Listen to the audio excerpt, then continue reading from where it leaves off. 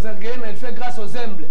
Tala komikitsa mwana mubali na minute bozomona ascenseur na kati ndako esalamate. Ezaka na ba film ba Winchester 4e épisode, ezaka na bandaka ba Michael Jackson ba star ndengwana, ezaka na ndaka ba Claude Makelele na place tous escalier pour le bito bela makolo ba fina biso ya moto, mais to koti na ascenseur, tozokita na parking, sakra de kuta la kati ya Ferrari. Botanga on a classe de devoir à domicile, intérêt général.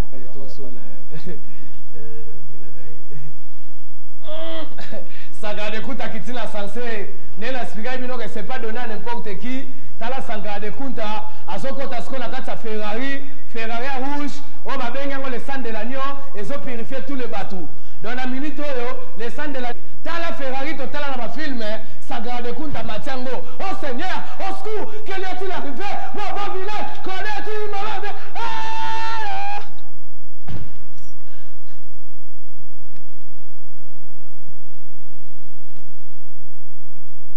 La minute au Balakin, n'est expliqué bino, c'est toujours Sankara de Kunta. Ferrari a fait comme Mayango, quand elle a en classe, on a la permis même française, on a la permis, ce qui est nini, mais il faut quand elle a en classe pour on met mal sous Ferrari. Il faut comprendre, la minute des fois, n'est évangile et Ali. Sankara de Kunta Mati Ferrari, boto la niveau ni na komi nango, na MCBino, bakit électrique, bakit esanga diki na komi na sentiment. Yana si mama na biso bunda na buka bandaku na zoya kotonga na bongi. Na esi otali kamunote kota ngo toujours les compréhensions. Moi na bongi, na kuta la Claude Makelele.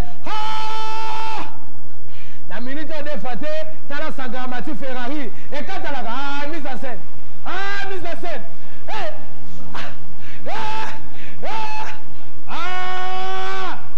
Badu bagay saga kokata les saga na compressor tala Ferrari katani saga de kuta bota la niveau ni na komi nango la minute asala ngo mazaembe so ba msunde basela ngo ba film de basela ngo ba mbebele mais Claude Makelele toujours en force tala Ferrari tala vient d'été la minute to rolonga to pumbe to get end visite familiale to mona ba tebele Claude Makelele toujours, la kid me comprendre. Et on a minute la Mati Ferrari, après on a 30 000 $ pour la déjeuner, on déjeuner dans le lobby, la kid, na bongi. Ah non, je bang, si bang, nous bangino, vous bangino, il banginage, à la bangini. Ouais, la Congo, la Brazza, même si on va quitter digi, d'un aller à la Okolia sous ce pendant 40 ans, t'as la chipo, tout le monde a la film.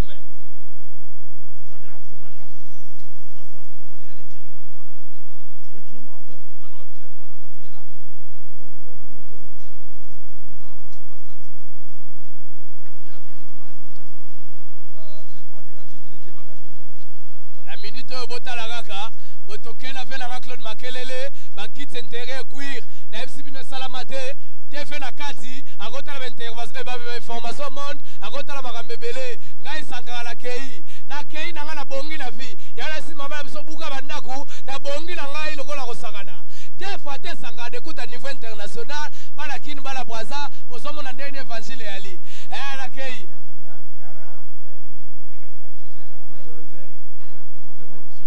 Voilà, nous rencontrons Roberto Carlos déjà.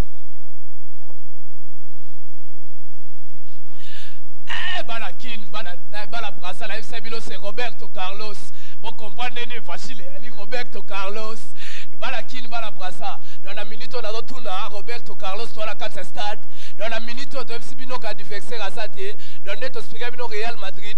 Dans la question à Roberto Carlos, a expliqué l'Afrique, à Banda, à Bale, à Nini, et puis, pour naïe Claude Makelele, à Salinani, pour naïe, à sa quoi porter Penini, na Kata Real Madrid, so reposer, pour naïe bien en langue, on m'a fait poser, oh Seigneur. Bon, merci, pour Monique, Banakin, Banabraza, le tonton Sankara, Azawana, a ouï de composer question à Roberto Carlos. Roberto, para que la gente sepa a qué hora, a qué edad empezaste el fútbol. Con 14 años. Roberto Carlos a commencé à jouer au football avec 14 ans. Hein? Avec 14 ans. Roberto Carlos.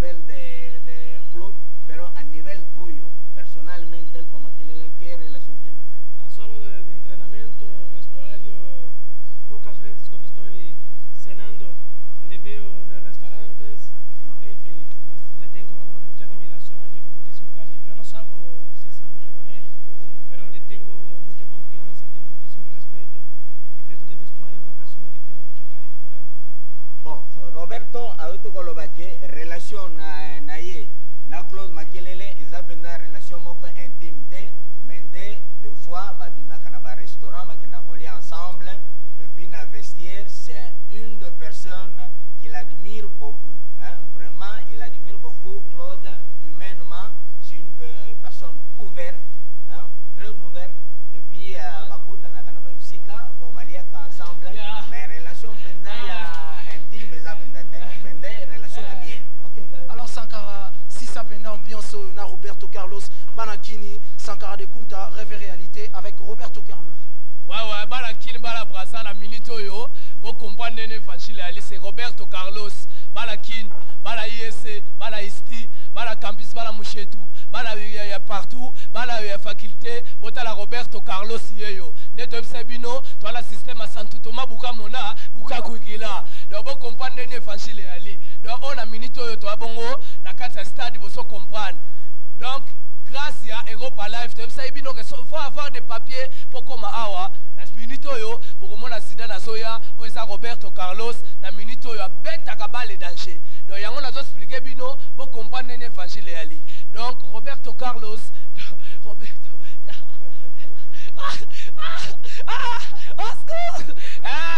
Roberto Carlos Balakin, Nathalie Pungi, Obikaka, Solange Camara, c'est Roberto Carlos, en tout cas très fort, dans les cas, Nata.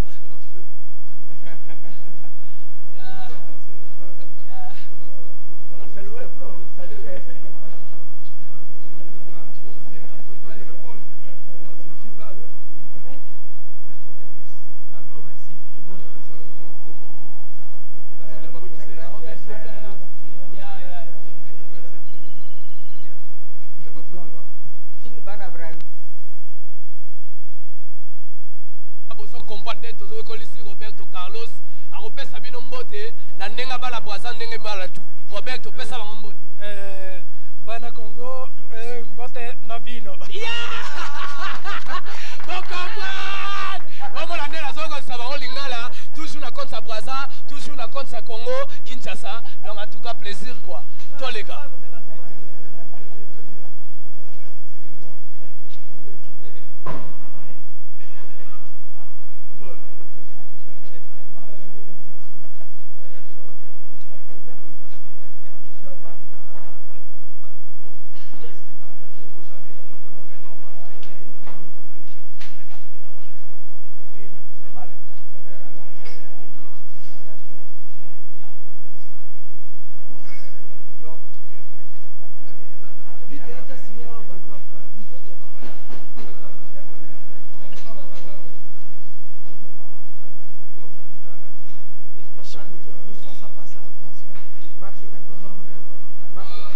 Le son, tu l'as? Ciao. Ouais, Roberto Carlos, ya, Africa.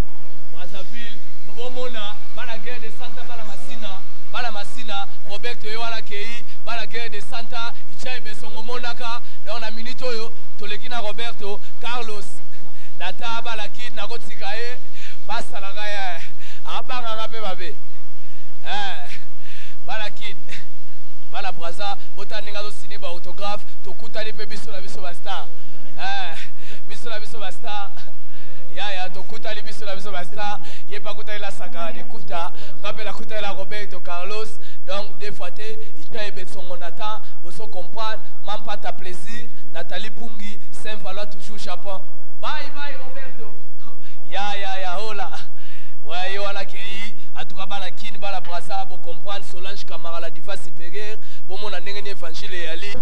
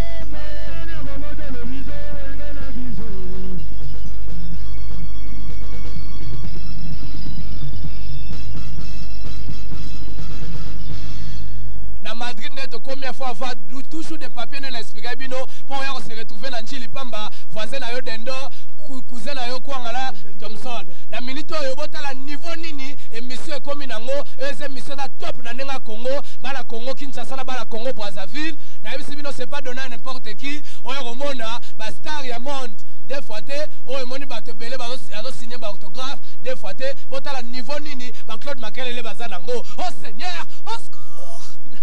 Donc nazo sabino ke na minute oyo Congo kendeka toujours liboso Congo kende toujours avant neto sabino santu Thomas boka mona boka kwigila donc na minute oyo Claude Makelele yeyo les grands joueurs du monde donc na minute mon côté bino ozomona niveau nini muto ya zanango bomona niveau nini Claude Makelele azanango des fois te quoi donc na minute oyo bota la présence ya Claude Makelele bota la même beauté ne l'inspirer bino bota 8 personnes musa simbisa ba voisin donc des fois te c'est Claude Makelele toujours à force banakin awa na minute oyo bozo comprendre ni évangile ali Claude Makelele en personne bota la ga ketch boko chana cha suba diarrhée des semaines 1000 ke continuati bo comprendre ni évangile ali talaga ba blouson ta la présence toujours moi na mboka toujours c'est Sankara de Kunta alors à toi la carte Espagne précisément Madrid donc notre expliquer bino eza jeté ya kokoma awa on interviewé si moi na mboka koto en tout cas fait na Claude avec tout le respect je vous dois nangi o pesa banakin ata moso kosa nango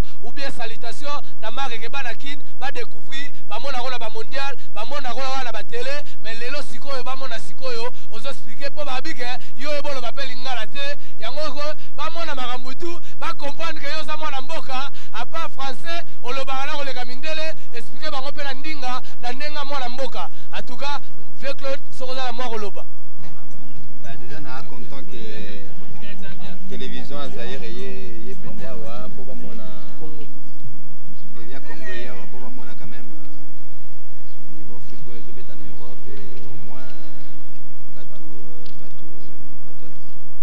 joueurs zaïrois et l'autre bateau ça en Europe et donc comme pour y penda pour moni niveau ya club oyo et ba compagnon na pe ba na France pe bazo beta bazo porter penda pays na liboso quoi et c'est vrai que on a dit vraiment enchanté que bon mon a botala et puis na pour la pêche on a ba jeune ba boya derrière et que c'est bien ça na pe mingi na aider bango ba commander tinga na ko na opportunité na zanango et que c'est pas pour occasion ya ko aider la famille ko aider ba mboka c'est vrai que c'est une opportunité et j'espère que message au final ils allaient bien pour la bango et pour la éducateur et baza na Zaïre va aider toute cette génération baza derrière. Ouais en tout cas vient na Claude na habité et tant que les grands joueurs du monde et tant que moi na mboka ceux qui conseillent yo kopesa na ba jeune pour na nenga kin toza pe na ba école de foot te toza la makambe belete est-ce que projet d'avenir nous ezali nini ou bien conseil yo kopesa na bano amikepe un jour baza na likolo mais baza pe ko luka balanda bale un jour lobby Congo kendaka toujours avant soki bino bozate baso pe ba relève na bino na ebite soko za na moya koloba bala ki Claude Makelele yo en tout cas fait na ngala ebite soki ozana momoko ya koloba. Ah c'est vrai que ça ba projet na Zaïre depuis longtemps. Donc ça projet nalingi ça la projet à long terme non projet court comme qui s'est passé il y a longtemps quoi. On commence un projet et puis on arrête ça et puis il y a plus de suite quoi. Donc projet bon pour l'instant on a une organisation todo luka ba dossier ba recherche ya ba sponsor pour les à la projet à long terme pour et bimisa ba jeune dans difficulté ba jeune comme dans le bagi tout à l'heure pas opportunité on a nazui actuellement nazo aider énormément de personnes que ce soit ma famille les amis ma sœur pas opportunité que ce soit travail même pas dans le football mais dans autre chose donc quand pour Django et Zalapinda bien on a ça. Ouais na minute oyo Claude Makelele moni na kisasa totala ko na ba TV misala ba tebele petit lelo bandi magateke yo nongo sawana na kati ya terreau betaka pe na ba Zidane le toto so Roberto Carlos moni ba tebele est-ce que tokozala pe na ta ya ko mo so pe Zidane na émission oyo po bana kin ba mona pe toujours kaka niveau na ndenge zali na yebite soki ozana moya koloba na kati émission. C'est vrai que opportunité joueur baya koloba na essayer na accentuer yango na soleil na bango mais bon il y a libre opportunité pour club est bloqué pendia par reportage ni tout pour toi na ba match très important donc ba sala engai un peu opportunité pour bino pota pour bon ba yebi que pour ngeza important quand même que pays pe mona que l'émission sportive est à la carte donc d'ici demain ou aujourd'hui même je vais essayer d'avoir Zidane pour qu'il puisse parler Balakin na minute oyo bino mo boyoki Claude Makelele mwana mboka na émission bokozwa pe kaka Zidane mais question nanga suka nazo expliquer Claude Makelele en tout cas soki yepene nga zabo asakanata ya koyoka ata banzembo na biso congolais o bachaka yepe banzembo bachaka kombo na yepe na kati na yebite soko zwa kapeta ya koyoka ngo na ndenge kaka yo bozo tombola bale na Congo ndenge pe musique do tombama na yebite soko zwa opportunité ya kotala pe ata ba maboke na biso ya Congo ata musique na biso ndenge bachaka pe na banzembo soko yoka kango pe oui na une opportunité pour na ba chaîne il y a le monde entier na talaka MC Africa donc namona ba message wana nyoto c'est pelisa mingi que ba compatriotes na pe ba yebi ke na betaka ba compatriotes musupe baza na France pe ba betaka donc un message na sala des photos un peu plus solitaire ba mindele baye ba te belé boso comprendre Claude Makelele toujours niveau mto wako malango sate itaye besongo yo kaka lido mafemba Nathalie Pungi lata au comprendre à la dernière journée vous partez à Monaco vous allez nous donner des déceptions j'ai pas eu l'occasion de voir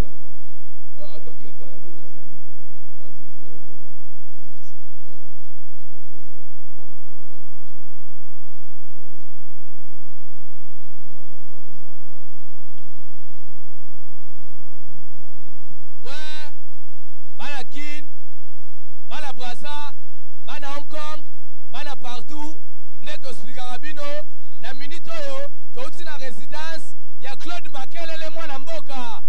Kato Sligarabino Claude Makelele mwana mboka, joueur international, dans la minute oyo pesa lokumu a Congo, neto Sligarabino kaka, ako peso biz, 6 jours reliate na contre Marty de la conjoncture. Yango na minute oyo, toke sikoyo, tote pas Claude Makelele toujours, précisément la carte à Madrid, toujours la carte Espagne. Tolongo awa, toso kendesko komona, Sousou, autrement dit, Zidane, Zinedine Zidane, oyo, a repère sa bête témoignage chez moi na mboka, pour mon aura toujours grandeur. Nini Claude Makelele la zanango, la carte à poto yo Mputu-Ville, pour mon grandeur nini joueur na biso, oyo sa onera mboka, oyo tombo la mboka, yango na minute oyo, Tozokende, komona Zidane. Eza rêve, malgré il permet tout le monde de rêver. Batebele ba mi pesa ba komba ba Zidane. Batebele ba mi pesa ba komba ba Zouzou. Mais ba mona été. Yango à travers Europa Live, pour des opportunités, yakomona saka de kuta la journaliste Mindelete. O ba posaga ba Zouzou na ba Makelele ba question, na ba Roberto Carlos, na ba Ronaldo. Mais lelo saka de kuta en chair et en os. Mona Zidane, le stade du moment, Nini a témoigné grandeur. Yamwana Mboka, Claude Makelele, Nini a témoigné relation à Bango Nini Bazanango, et puis Faler Nini, Claude Makelele, Azana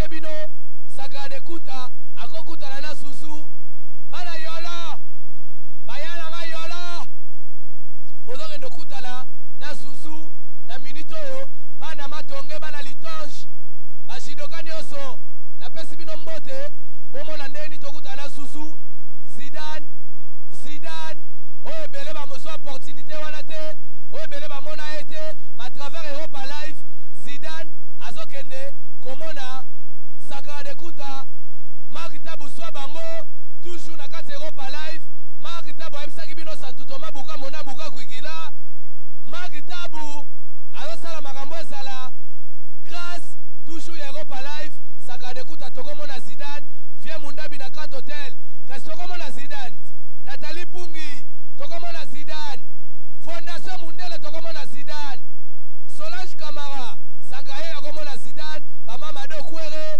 Bana Guerre de Santa tokomona Zidane Nena Espino si tu ne vois pas Zidane c'est un péché si tu ne vois pas Claude Makelele c'est un péché si tu ne vois pas Roberto Carlos c'est un péché si on recouvre komona la star oyote à travers Europa Live nanu bokufite tokomona mbala moko Zidane a témoigné biso témoignage à moi la mboka Claude Makelele devant 40 délais, la parcelle de Zizou qui est en train de signer une autographe. Balakin, Balabrazande, Tosplika Wabino, la minute où vous sommes à Zidane, arrivé là, vous sommes à Tosabon, la carte à parler là, donc Salamate, Binomo Bomo, Nande, Tosplika, Bino, Santo Thomas, Boka, Mona, Boka, Kwigila, n'est évangile et quoi. Donc Zidane, yo, vous comprenez l'évangile et Marc Tabu, Tozali, à Tozo Bango, à travers Europa Live. Bon, on a des Sagrade Kuta, Limbo, Zidane, Zouzou. Zidane, donc les Zouzou, Zidane, yo, Balakin, vous comprenez, il faut commis. Donc, comment t'es pas moment la Zidane en personne, les grands footballeurs, les grands joueurs du monde. Dans la minute où la Brazza, la Congo, bota la niveau ni Sanga comme Nango. Yo, la Zidane, Yonan. Bota la Sigo Zidane, yo. Si on recouvre au monde a été, si tu ne vois pas Zidane, c'est un péché. On se comprend. Dans la minute où on a au monde la Zidane, on a reposé Zidane ma question, la Kin, la Brazza. Dans la minute où on a reposé Zidane, dans la Zidane, Batali Sakade Gazobina. Dans la minute où on comprend l'évangile, elle Sakade Kuta avec Zidane. Dans la niveau la commune en gros. Oh Seigneur, au secours. Ouais, Zidane, j'ai l'honneur de vous rencontrer aujourd'hui. En tout cas, je suis fier de moi-même. Et puis je suis fier des peuples congolais. Fier aussi des peuples brazzavillois. Donc, je voulais vous demander, vous poser juste une question. Si vous avez commencé le football à quel âge quoi? Bah, j'ai commencé comme tout le monde, très jeune, dans la rue. Et voilà quoi. Dès le plus jeune âge, c'est la seule passion que j'avais, c'était de taper dans un ballon. Et c'est pour moi, aujourd'hui, être professionnel, c'est vraiment quelque chose de magnifique. Charles Kondo, l'homme à la page.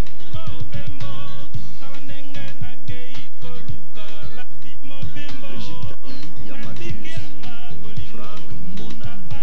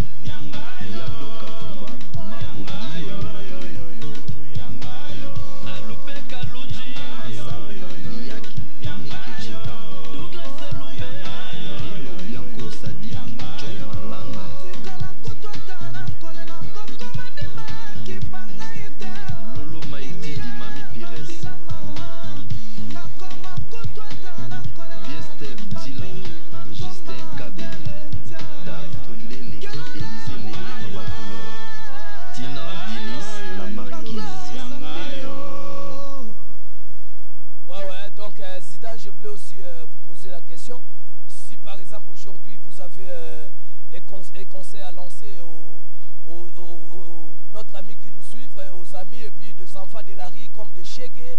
Nous on se nomme les Chegué, donc ce sont des enfants de la rue, donc qui veulent un jour devenir des joueurs comme vous, des grands stars comme vous. Quel est votre secret professionnel? Je ne sais pas, donc si vous avez un mot à dire. Le secret, il n'y a pas de secret. Je pense que ça vient petit à petit. Le seul truc, c'est que quand quelqu'un aime faire quelque chose, il faut qu'il le fasse à fond. Et il faut qu'il travaille, qu'il soit sérieux. Je pense qu'un jour, quand on a envie de faire quelque chose, quand on veut, on peut. Et quand on a vraiment envie de faire quelque chose et qu'on a certaines qualités, on peut devenir professionnel. Mais c'est vrai qu'on peut pas dire ça parce qu'il y a beaucoup de gens qui aimeraient devenir professionnels, il y a beaucoup de gens qui veulent devenir professionnels, et c'est vrai qu'à l'arrivée il y a très peu d'élus. Mais le conseil que je donne à tous ces jeunes, parce qu'ils ont l'envie, et surtout les Africains, ils ont cette envie-là, c'est de, quand ils ont un truc derrière la tête, c'est qu'ils le font à fond, et ça c'est bien. Ouais, vive l'Afrique, vive Congo. C'est pour cela, maintenant je vais demander à Zidane s'il peut vous saluer à notre langue lingala. Zidane, s'il vous plaît, avec votre permission, si vous pouvez dire notre salutation, cela veut dire Mbote Nabino. Donc, Mbote Nabino. Bana Congo, Lagi Bino. dans la minute où bala kin bala braza, bomoni Zidane yemoro Zuzu yeyo, la minute où apesi bino Mbote mingi bala Congo bala braza, bo comprendre ndenge ni nego pa live, niveau ni nego pa live comme nango. Ya live c'est bino que il faut toujours apprécier l'homme dans cette époque car l'engati est condamnable. Mais si à cause de toi la voiture ça tombe dans ta place donc on fera mais fait ce fait pour la force ancestrale. Donc Sankara de Kunta à ce moment là expliquer bino que Zuzu apesi bino Mbote, Zidane les grands joueurs. Voilà la taille olympique, Zidane. Donc la minute où tu as la soukali kutu Zidane, bota la neni ta ezali, bota la neni makamezali. Soba ngola apita pata. Zuzu. Ah! Mama. Ah! Sagrabina liboso Zidane Mark Tabouswa bango. En tout cas Zuzu. Donc on vous remercie. En tout cas vous étiez vraiment très gentils envers nous, les peuples africains. En tout cas vive Congo, vive les Africains, vive la France. En tout cas Zuzu. Merci vraiment de nous avoir accueillis. En tout cas, dans le cas. Sur de tes sentiments. Excellence, Yamwana. Mamado Okweri, ya papa colonel Okweri. Président Domnalil. Horizon Massamba. Le supérieur Charles Okoto. Yoka Cher de Poulou, ya Aïcha Kobi Ferré. Ma mère sacrée, Michel de Brazzaville.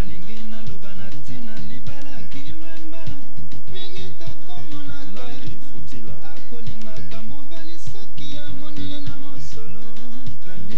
Kirmelia Bamanika. Kevin Bamanika. Rose Kuka. Delphine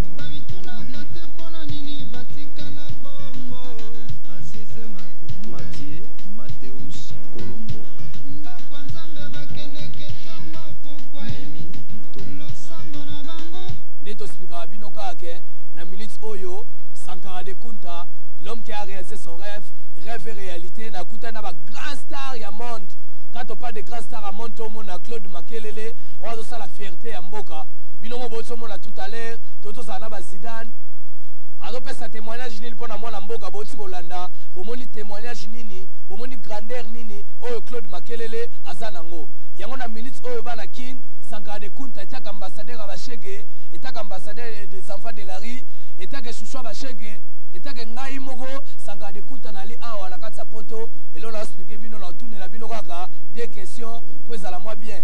Yango na minute oyo na ngala tuna na expliquer nanu avant la tuna bomoni fe na Claude Makelele bino mo comprendre pe na ndenge bolingela ka tendance toujours kitoko bomoni ka ba mpusu pe la ndiketch na ndenge éducation tala ta ndenge yali jina yo jina démonstration na bisibino ba t-shirt ba kavali boso comprendre ni tendance yali bolanda ki ba tendance ba soda a balata ka selota bo comprendre ni ta ezali bo comprendre ni information yali yango na minute na expliquer bino toujours moi na mboka sa la fierté talonneur à Congo talonneur à Brazza donc na otuna kaka vient na Claude Makelele soki secret na ye eza nini na oyo nyonso asalaka secret neza nini na ndenge akomela boye secret neza nini toyebi te ye moko aexplike bino bashege batutu mpo na à travers émission oyo bozwa mpe baleson nini boko koatire epa ve na biso Claude Makelele take Sankara de Kunta l'homme de Greco ve nanga Claude en tout cas mbota tro toyebi te eloko na nga na tuna kaka soki secret no ezali nini na mosala na yo toujours ekendi liboso secret no ezali nini na progression na yo na ndenge ya football en tout cas soki oexplike bana kini bana Brazil take Sankara de Kunta chouchou bashege balanda ve na ngai. Bon, secret nanga c'est ya penda secret ezali question à travail tout simplement na linga retravailler na linga rozala toujours meilleur que les coéquipiers nanga toujours que nabima meilleur que chaque joueur et le fait qu'on travaille dans l'entraînement qu'on continue à perfectionner ba dribble nangai ba frappe nangai ba passe nangai et le que peut sangai motivation yango ana donc chaque match na ngana bima ba mona ke na beti bien et le que et ça sanga plaisir et mona que chaque jour nazo progresser et puis bon na commis chose ouais bana kin bana Brazza bino mo bolandi bozoyo kaneli ba question à travers porte-parole à travers journaliste historien Sankara de Kunta la tout na fait nanga Claude nanga la tout na sous question oh avec votre permission soki vraiment Claude Makelele abotami na poto to pa botami abotama na kisasa tope azali mwana ya papa nani tope ya mama nani pona bala kisasa bashege ba comprendre ndenge nini évangile ali parce que zokamu sabino pe ndenge ni fe nanga Claude asolo ba toujours na lingala na langa mboka bozoyo kaksa ondiye mutazaka na kin donc ezaka toujours onera Congo en tout cas fe nangai soko répondre biso na question on a botami na Congo donc père nanga maman nanga ba botsama na Congo na vivre pendate en tant que jeune na Congo et on a une opportunité que papa me minga na Europe pour na la éducation na étudier donc mais naïbi quand même pays nanga na zonga de temps en temps naïbi sika na uta naïbi batu natika kuna donc mutema nanga za la ouais merci na question en tout cas na minute la réponse merci bana kin na minute oyo ndenge toyoka ki fe na biso Claude Makelele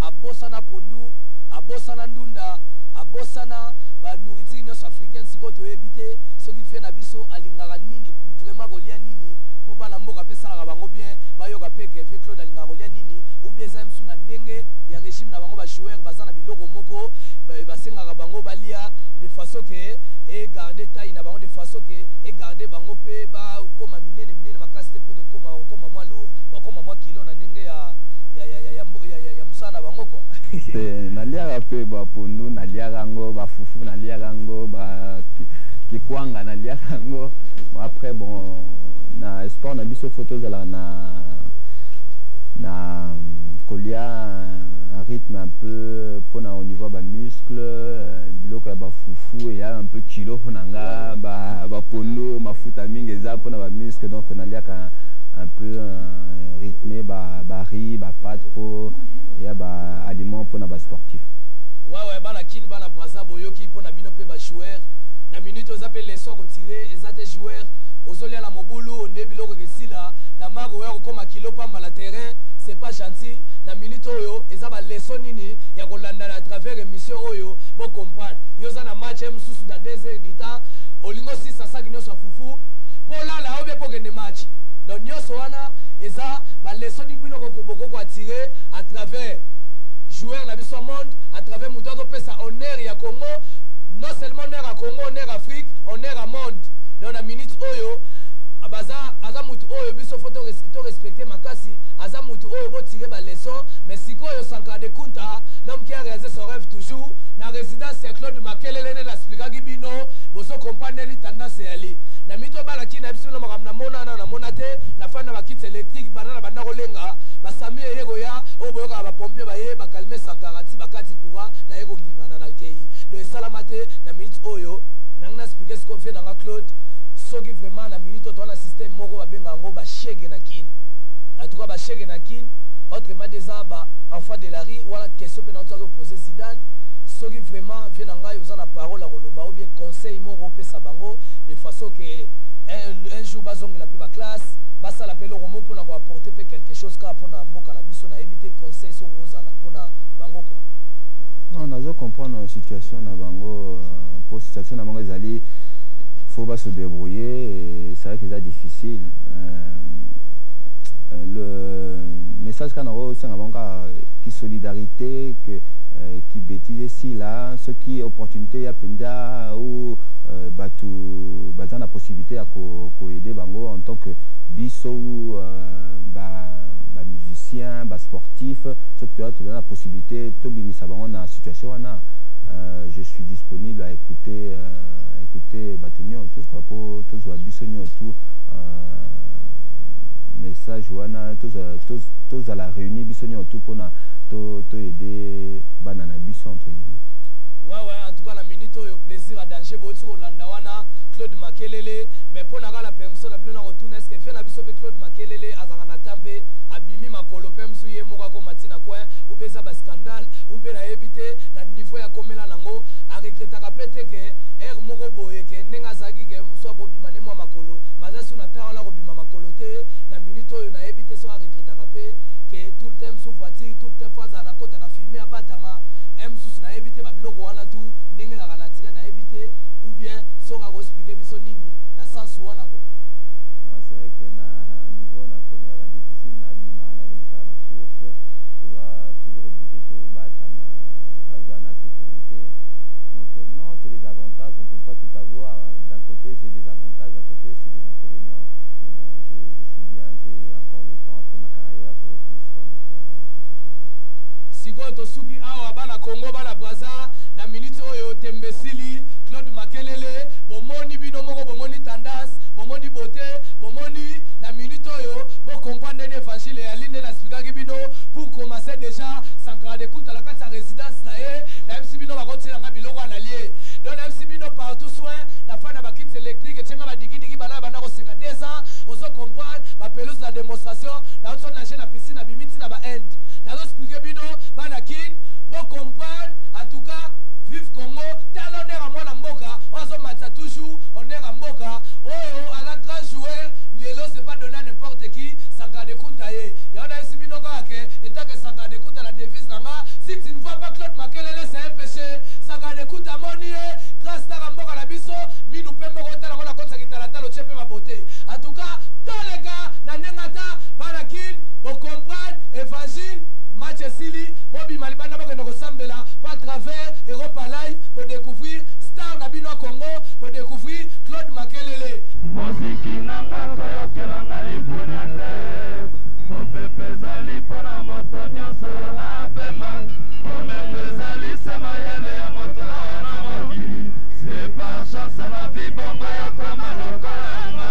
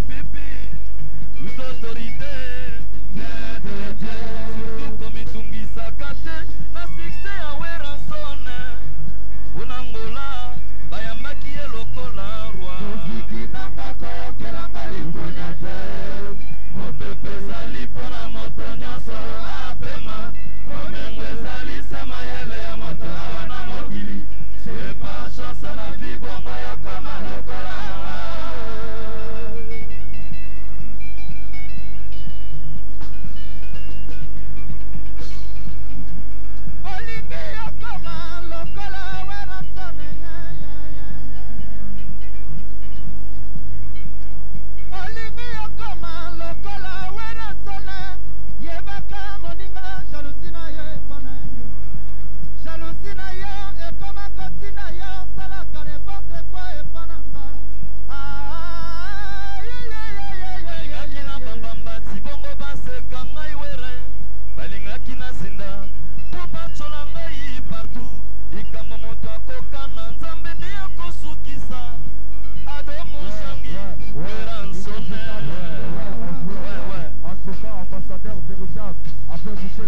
Castor, Barcelone, Genève, succès inégalable, aujourd'hui associé au lieu notable. Tout le monde s'y fait pendant qu'on chante avec le phénomène Werason. Yeah, yeah, yeah. Le phénomène. Ouais, à Douala, on applaudit encore. Werason, phénomène. Au Pérou, mais album au l'an 2000, c'est Werason, phénomène. pour la paix, à l'UNESCO, ambassadeur, c'est Werason, phénomène. et quel nouveau doudou, 19, 12, 10. Werason, Idrissa Biba. Mozart Center.